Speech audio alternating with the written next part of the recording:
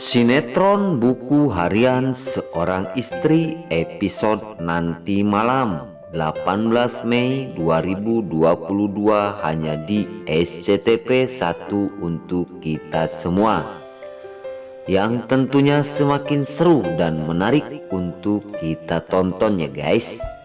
Oke, kita langsung aja ke pembahasan.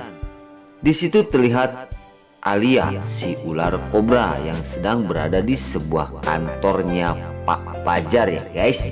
Di sisi lain Alia sangat senang sekali karena di kantor sangat sepi dan dia duduk manis dan kayaknya sangat bahagia sekali melihat Alia.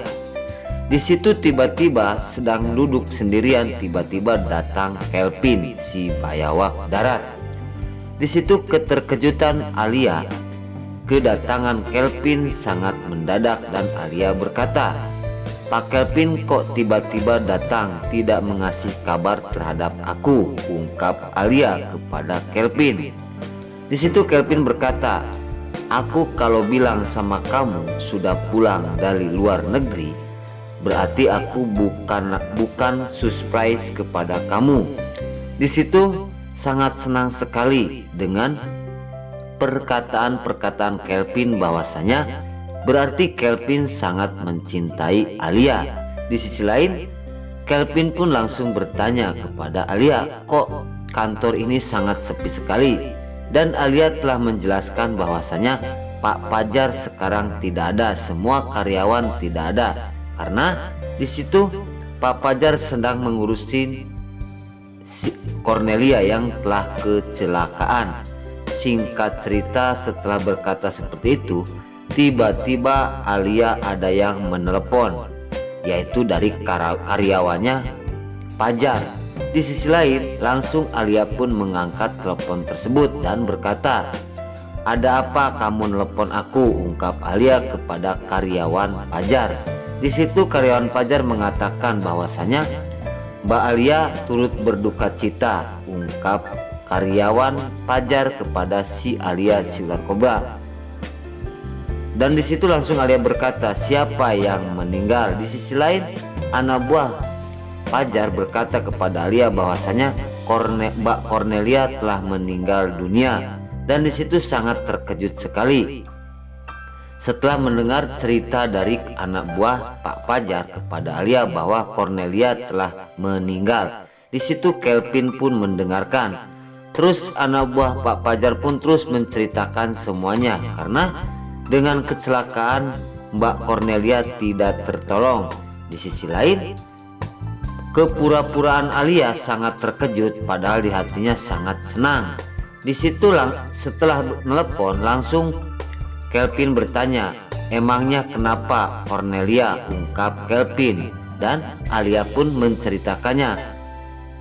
Mbak Cornelia telah mengalami kecelakaan dan tidak tertolong. Di sisi lain, Mbak Lia telah meninggal dunia. Dan di situ setelah menceritakan kepada Kelvin dan Alia pun sangat senang sekali. Di sisi lain, singkat cerita di situ di sebuah masjid ya, yang sedang menyembahyangkan mayitnya Cornelia yang sudah meninggal. Di sisi lain, sholat mayit itu dilaksanakan di masjid dan Pajar sangat sedih sekali.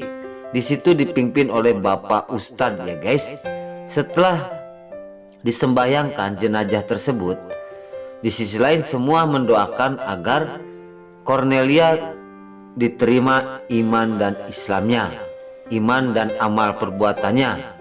Di situ singkat cerita setelah jenazah disembayangkan dan duduk di sebuah taman Pajar ya guys. Di situ dewa telah mendekati Pajar dan berkata kepada Pajar bahwasanya, "Kamu yang kuat ya Pajar," ungkap dewa. Dan Nana pun berkata seperti itu.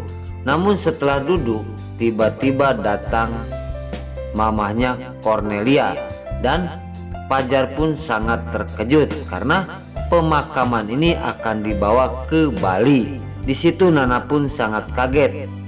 Tiba-tiba mamahnya Cornelia berkata kepada Pajar bahwasanya jenazah Cornelia akan dibawa ke Bali. Namun Pajar tidak menyetujui hal ini. Di sisi lain, antara Pajar dan mamahnya Cornelia di situ saling adu omong dan adu kata-kata karena memang Pajar tidak hak. Namun sudah ada pepatah waktu hidupnya Cornelia pengen dimakamkan di dekat anaknya. Namun di sisi lain mamahnya tidak setuju dan di situ mamanya Cornelia terus ngengkel untuk dibawa ke Bali dan Pajar tidak setuju. Di situ langsung Pajar pun terdiam dengan kata-kata mamanya yang mengatakan kamu tidak hak untuk mengurus jenazah anakku, dan Pajar pun terdiam. Setelah berkata seperti itu mamanya Cornelia kepada Pajar, Pajar jadi bingung. Nah oke guys, di adegan selanjutnya setelah pemakaman akan dibawa ke Bali, di situ terlihat Alia si ular kobra.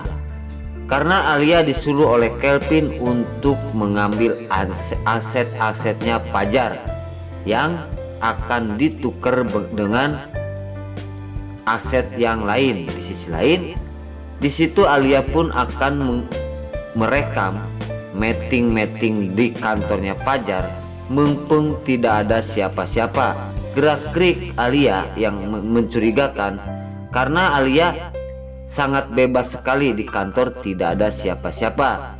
Dan Alia alasan ke kamar mandi kepada karyawan tersebut, dan Alia mendengar yang lagi meeting di dalam kantor dan Alia merekamnya karena Alia butuh dengan kata-kata dan butuh dengan ide-ide bisnis tersebut.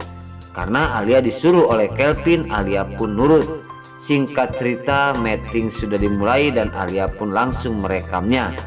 Di situ Alia akan menghancurkan kantornya Pak Pajar dengan alasan dia kerja di tempat Pajar. Di sisi lain, setelah dapat videonya, Alia pun pindah ke kamar yang satunya karena di situ juga positif ada yang lagi meeting.